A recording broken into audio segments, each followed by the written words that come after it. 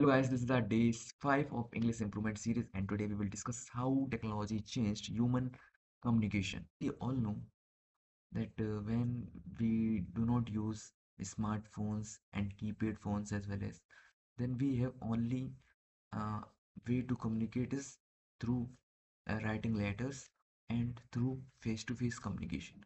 But now we have facility of smartphones, video call, social media through which we can communicate very fast. We can communicate to anyone around the world in just seconds, and we can post our emotions through social media.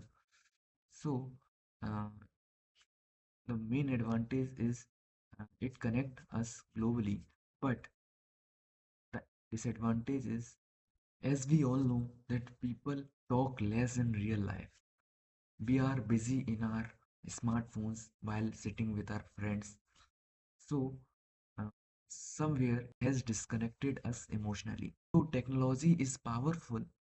We should use it to stay close, not to become a stranger. What do you think?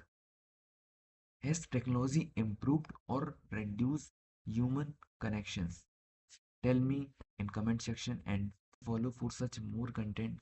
Good luck guys, keep improving yourself.